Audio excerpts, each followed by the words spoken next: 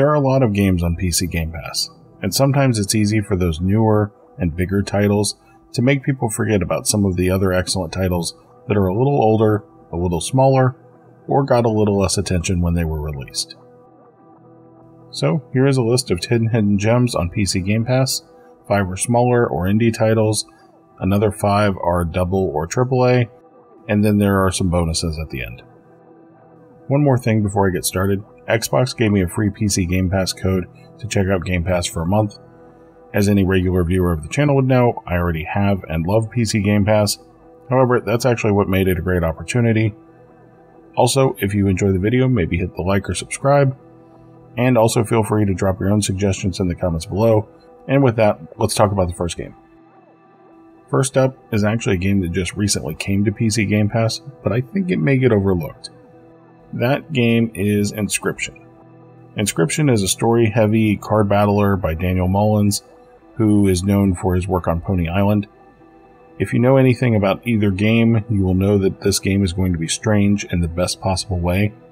I played this years ago and I absolutely loved it. The card game itself is extremely satisfying, the horror vibes are amazing.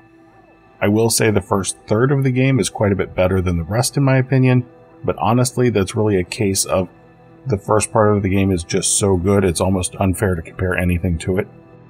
Anyway, if you want something that's a little weird and you like card games, this 100% has you covered. The next game is Moonlighter. Moonlighter is a game where you delve into dungeons to collect items that you then take back to your shop to sell.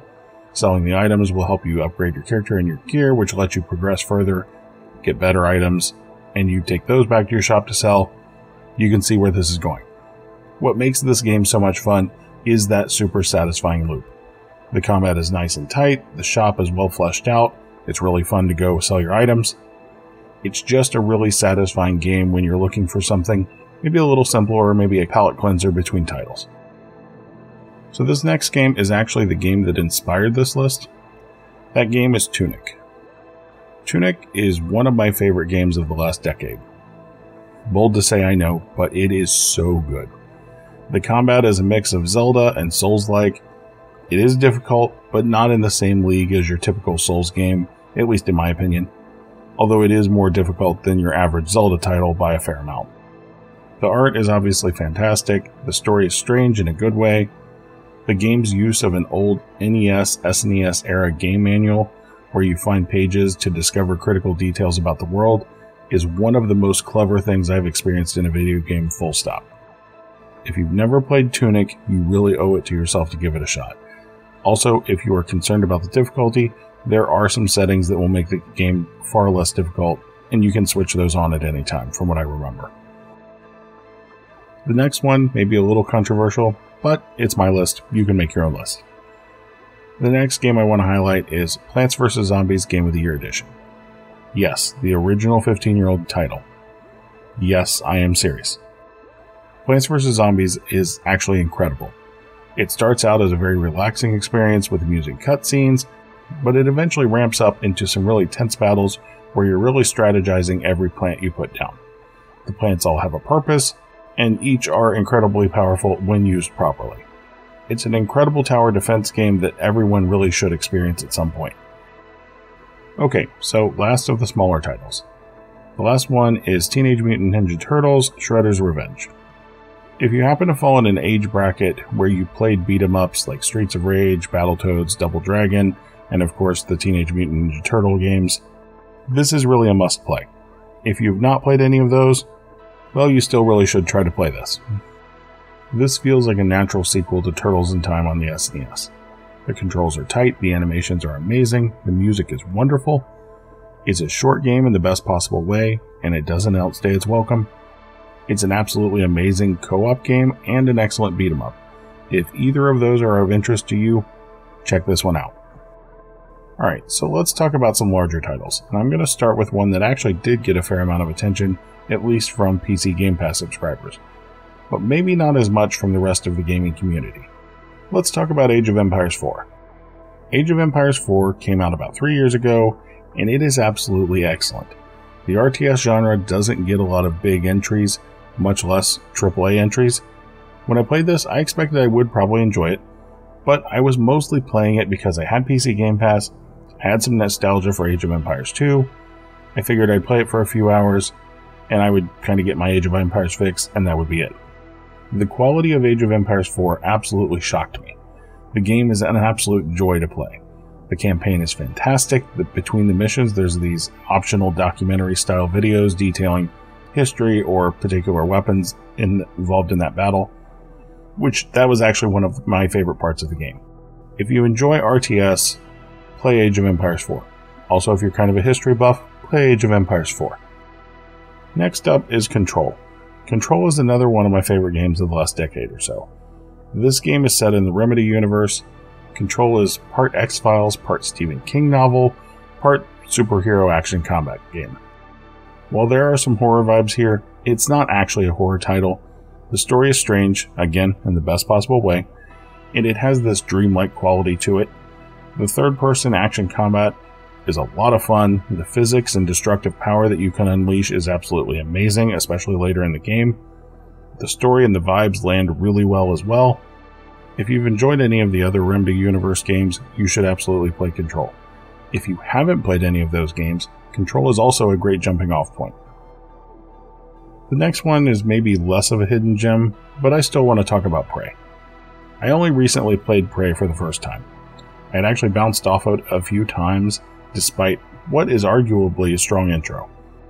But once I pushed myself through the first couple of hours, I was absolutely hooked. This game does go a little past horror vibes and gets into some light horror tones that include some jump scares.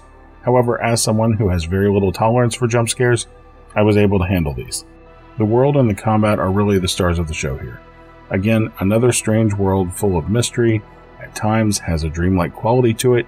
The variety of weapons and skills at your disposal make combat encounters really interesting. Exploration is absolutely rewarded here, and it's a game where you'll really feel compelled to explore the world both for the rewards and to find out more information on this world. If you've never played Prey, there is absolutely a reason that it's become a cult classic. You should really give it a shot. For the next game, let's do something a little different and talk about a smaller budget CRPG. Let's talk about Wasteland 2. The game was created by Brian Fargo, who also worked on the original Wasteland and the early Fallout games. Wasteland 2 is a very satisfying game. I use that word because it's not an easy game. Survival in this world is not easy, and you have to consider every action if you want to keep your team alive.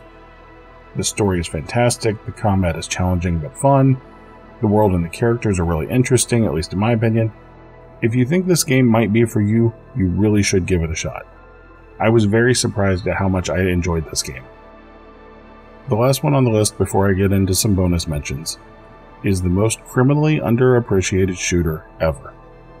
That game is Titanfall 2. Titanfall 2 is absolutely superb. The gunplay is tight, the movement is super fluid, the mechs are extremely satisfying, the campaign is easily the best campaign I've played through in a shooter outside of maybe Doom 2016, and I still may give the edge to Titanfall 2. There are some very memorable levels.